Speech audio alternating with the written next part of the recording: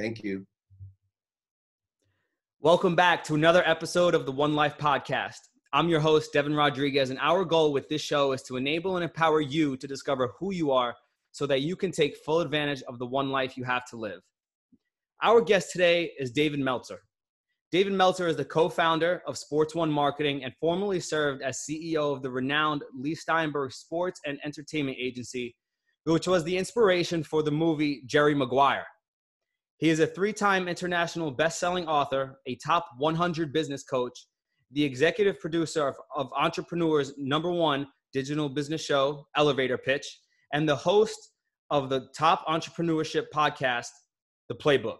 His life's mission is to empower over 1 billion people to be happy. This simple yet powerful mission has led him on an incredible journey to provide one thing: value.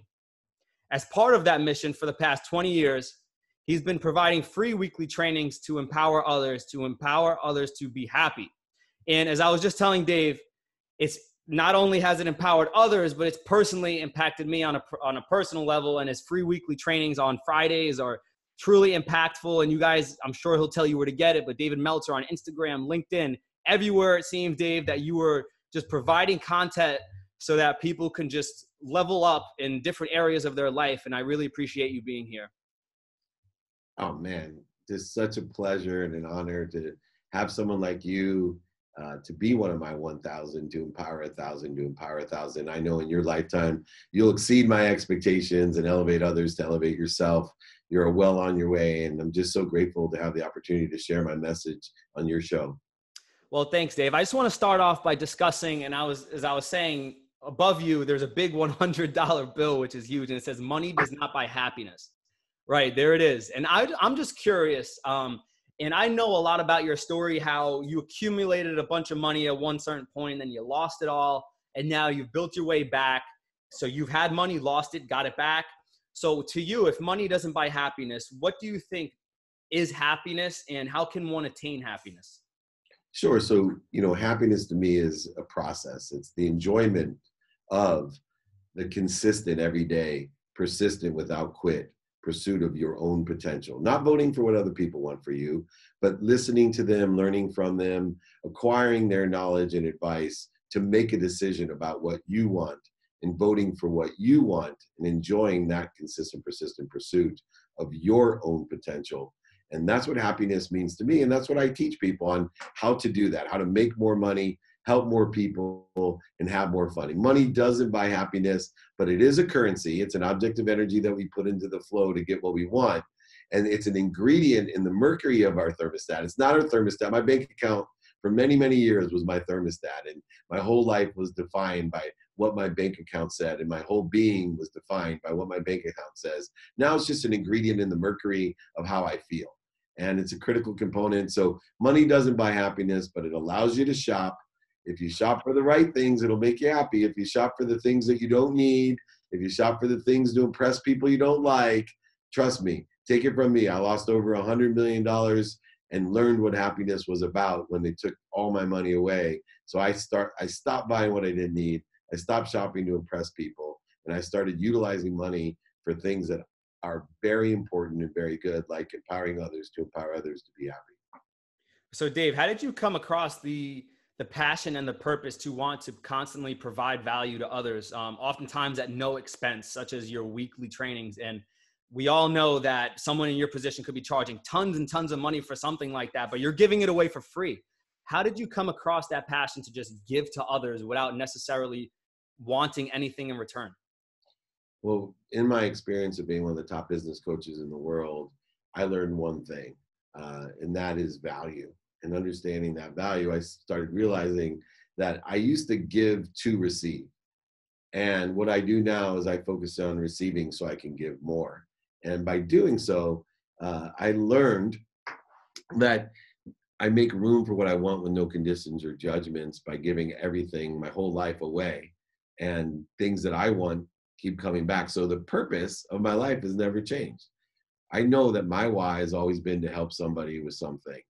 And I just went about it in the wrong way, right? I wanted to buy my mom a house and a car, not for the right reasons, but because I wanted her to acknowledge, that I was her favorite, or to love me more. I also wanted her to be happy. But the why is easy. What I focus in on is different than most people. I help people find their what, and then I help them acquire the how by utilizing the who. So I'm a what, how, and who person. The why is always there. I can guarantee you that you know the why. Deep down, you can use the excuse of the what, the who, or the how, but you know your why. Your why is to give your life away to other people, to provide service and value with no conditions or judgments. But let me help you, as I do on Fridays, whether it be, the perfect pitch or the ultimate ego, or like this week, building a community, your own personal brand and your own community. All of those are just literally to help you find your what, to find the who and the how, and to reinforce your why. So Dave, as a young person, so I just graduated college, 3 weeks ago. I feel like a lot of young people are constantly in pursuit and search for their passion and not passion and purpose, more so purpose, I think. What advice would you give to someone that is 22, 23 years old, coming straight out of college, or maybe not even in college, but is all over the place with their thoughts and they don't even know what to do next? What advice would you give to someone in that position? Yeah, two things. One, forget about the passion of the purposeful industry, right? Like that is just a backdrop to happiness. So meaning that, people are like, I want to work in sports. My passion is in sports. No, your passion is not in sports. Your passion is in the capability that you have, developing skills, developing knowledge, and increasing your desire, the ability to must be what you can be in order to effectuate, right, helping other people, to providing value. Under the backdrop of sports, which will make it more enjoyable, or under the backdrop of music or entertainment or, accounting or whatever, but you need to focus in on your what. What are your capabilities, your skills, your knowledge, and your desire? And the second component is, the best piece of advice is to ask for help. Mm-hmm. Everybody in your life is a sponsor or a power sponsor, meaning everyone in your life knows somebody that can help you, or they can help you themselves and help you. You're just too afraid to ask. Your ego is in your way. It was in my way for too many years. Let me just explain to you. A lot of young people, if you're sitting there going, well, I can't ask for help, look, imagine a 10-year-old coming up to you, right, and asking you, hey, I want to do this. You're really good at this. You just graduated college. Can you help me? How does that make you feel? Even if you can't help them at that time, would you find somebody else that can help? Of course. Would you tell them maybe later I can help you? Whatever it may be, you would. Why do you think it's any different for a 52-year-old billionaire to feel differently when you ask them for help?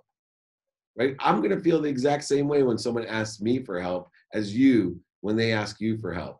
And so the easiest way to get what you want, if you're focused in on your capabilities, your skills, your knowledge, and desire, is use your energy and focus and clarity and balance and confidence in order to effectuate asking someone that has what you want, can you give me it, or can you teach me to get it?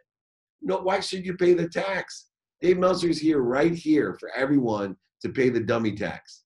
Right? I can't afford to pay all your taxes, but I will pay your dummy tax. Those, trust me, way more expensive than the state and federal exemptions and taxes that you pay. The dummy tax will cost you millions. It's cost me more than anything the government's ever charged me. Let me pay your dummy tax. Come to me. Come to my free Friday trainings. You'll admit, have I ever sold you anything on there? It's free. Right? I'm of service, man. That's what we have to do. Ask for help and understand that your passion is actually related to your capability, not the backdrop of an industry. So then, Dave, going along the lines of asking for help. So I think that a problem that young adults specifically run into is that we're constantly bombarded with the message to grow and expand your network. But a lot of the times, as you were alluding to, our ego gets in the way. And sometimes it's fear that I can't, for example, in this case, write to Dave Meltzer and ask him because, I'm scared that maybe he'll say no. And if he says yes, how am I going to respond? But how do we reach out in the first place and then grow a relationship? Because I think that's really the key part, is developing the relationship. The best way to develop a relationship is to become an investment of somebody by, number one, asking for help. Do you know anyone that can help me? And two, how can I be of service or value to you? Everybody has certain capabilities, no matter where you are at what point of your life, in order to effectuate some sort of value. And so I think, how do you reach out? Look, if in this technological day, if you can't find, look, I'll give everyone my email right now, david@dmeltzer.com. I'll give you my text number, 949-298-2905. So there's no excuse, at least, to reach out to me, right? And I can help you reach out to all the people I know and teach you, by the way, how to find people. Look, you want to find an email address, put quote at the domain of that person's company, right? Which is easy to find. Just go on LinkedIn, find some low-level sales rep that has the domain, put quote at that domain in the person's name. You'll find their email address, right? I mean, there's so many different ways to be more interested than interesting. If you can't find the person, go to their spheres of influence and say, hey, do you know anybody that can help me? And they're like, oh, I know this guy. Oh, do you know this person? Can I get his email address from you? Right? Can I get his phone number? Sure. Right? Tell them I sent you. You're going to ask for help. I'm going to help them. Right. So then, Dave, so then going back to happiness and achieving happiness, I think that vision plays a big part in it. And I'll give a perfect example. I'll never forget, first time I came to New York City meetup. I think you started off online. Wasn't that coming out of school? You were online doing some law work or something of the sort, correct? Legal research online. Yeah. Right. So research online in 1992. Early internet. It wasn't even internet. Right. Wow. Yeah. That just blows me away. And then you made the pivot, obviously, to doing something totally different. But how important has vision been in your life? And then on top of that, because I feel like sometimes I have a vision, but I want to get kind of particular with it. How does one build that vision? Yeah. So vision is really important, and contained in that vision is illusion, right? So understanding the illusions that we create for ourselves that get in the way of our vision. So, I allow things to happen, but at first I have to have that vision. And in order to do so, I take inventory of my values, my personal, experiential, giving and receiving values. When I take inventory of my values, now I have a baseline in which to make my decisions of what I want, to get clarity of what I want, to balance that of what I want with the values that I dictated for that day. Focus is extremely important, right? To focus, to pay attention to, and give intention to, intention being what I think, say, do, believe, and even the unconscious competencies of my personality traits, characteristics, obsessions, and addictions that are hosted within the epigenetic layer of my DNA and my actual DNA, or what you can call your quantum memory. But aggregating all of those, I'm focused in on what I want. And that then allows me to get into the flow for it to happen. It clears the corrosion, the interference of my ego from what I want. So it's essential to take inventory of your values and utilize the process of attention plus intention. Why? Because attention plus intention, focus equals coincidence. Coincidence is a mathematical occurrence. It's when two things collide or coincide exactly at the right way at the perfect time in order to effectuate what you want. Most people that are lucky are coincidental. Most people that are coincidental are doing exactly what we're talking about here. They're getting clarity, balance, and focus in order to create the attention plus intention into what they want, whether it's planned, unplanned, or even their sleep, the time in that they're not consciously aware of what they're doing. All three of those components, with the lens of productivity, accessibility, and gratitude, can provide you and make you the luckiest man alive or woman. Right. I think that's really interesting that you mentioned that, because just on the show the other day, I had former general and CIA director David Petraeus on, and he said luck is what happens when preparation meets opportunity. And I think that speaks exactly to what you're getting at. I kind of want to pivot the conversation a little bit, because I think this is a really important topic, and it goes back to building a financial foundation for yourself. So people in their 20s, early 20s, even late 20s, what advice would you give to someone that is looking to build that financial foundation that could set them on the path to financial freedom? Segmentation, right? I think this is the best advice I can give you, not just for financial growth, if you want to build your brand, if you want to build anything.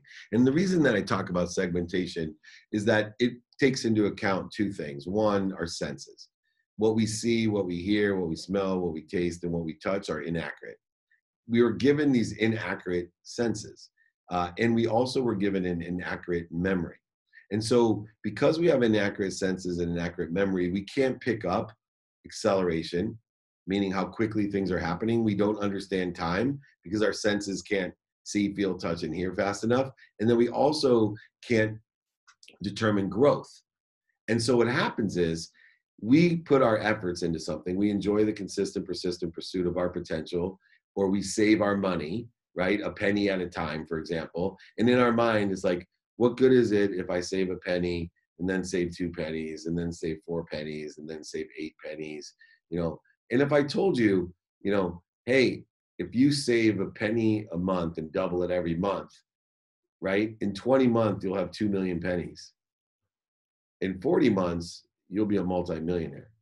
Wow. Simply by doubling what you have. So, you know, where you have to understand segmentation is that most people, when they get to 25% of the way there, they feel stuck. They feel like there's no acceleration, no growth. No. There's plenty. You just can't perceive it because of your senses and your memory. 99% of the people quit when they're 25% of the way there.